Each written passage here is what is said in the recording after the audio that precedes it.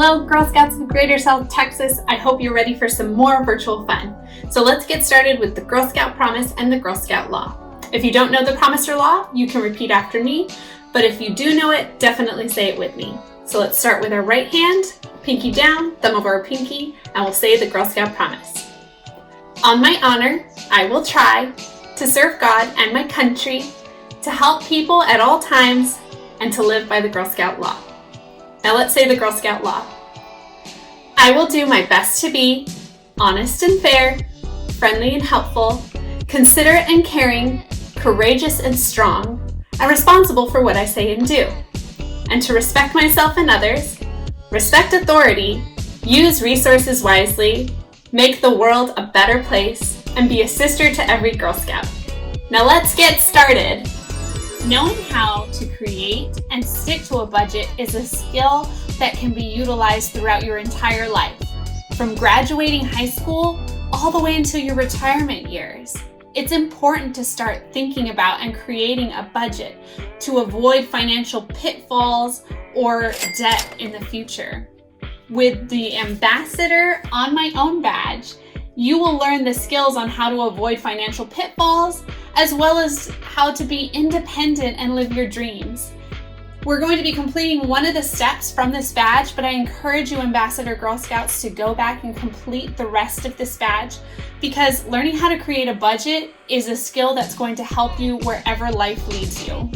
When living on your own, your biggest expense will most likely be your housing. Living in a dorm, renting an apartment, or buying a house all have their own separate rules and regulations. Today we're going to look at some key real estate terms and learn more about the overall process to better understand what it means to live on your own. I know when I was younger, I used to watch a lot of those home improvement shows with my parents, especially the shows where the couple comes in and they look at a house and they would pick something that they liked or didn't like, and then they would place a bid on a home, and suddenly they were homeowners. So as an adult, when I was starting to look into purchasing a home, I realized that what was on TV was definitely not the same process in real life. There's so many more things to understand and key terms that you should know when going into that process of renting or owning a home. So when we learn these key terms, it's preparing you for when you live on your own. So it makes the process a little less scary when you can understand it. I know I didn't understand it very well, even as an adult. So if you can start learning these key terms now, you're going to be better prepared and ready to live on your own and understand that whole process. Buying a home is a really large purchase, and a lot of people don't have that large of amount of money to be able to purchase a home right off the bat. So when you buy a home, the financial institution that lends you the money typically requires a certain percentage of the entire purchase to be paid in cash upfront as a down payment. And the down payment is typically like 20% of the entire purchase paid. So it's kind of like you're making good on a promise to that financial institution by giving them a certain amount of the money and promising that you will pay the rest of it. And we Girl Scouts know about promises, right? Another term that's important to know is security deposit.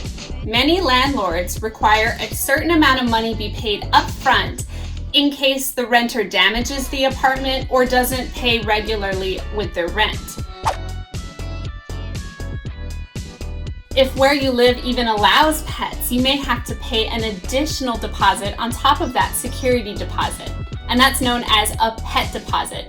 And that's insurance to the landlord in the event that your pet does any damages to the apartment, that they can use that pet deposit to repair any damages at the end of the lease. The last term we're covering is mortgage fee.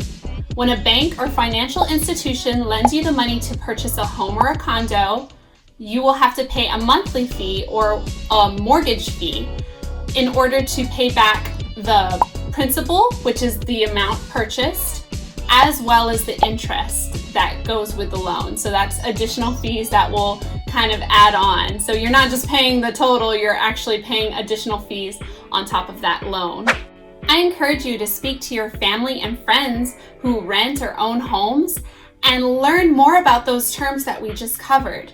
There's a lot more to those terms, and it's important to discuss those with people who have experience with them.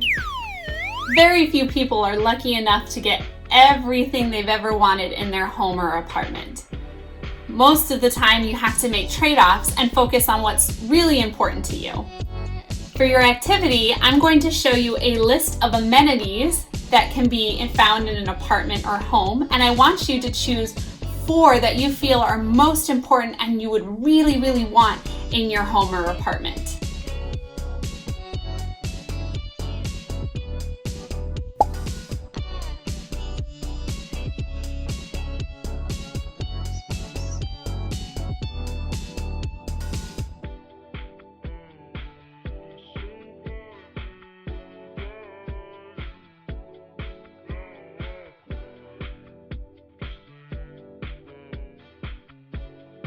I hope you have fun with the activity, and I hope you enjoyed learning those key real estate terms.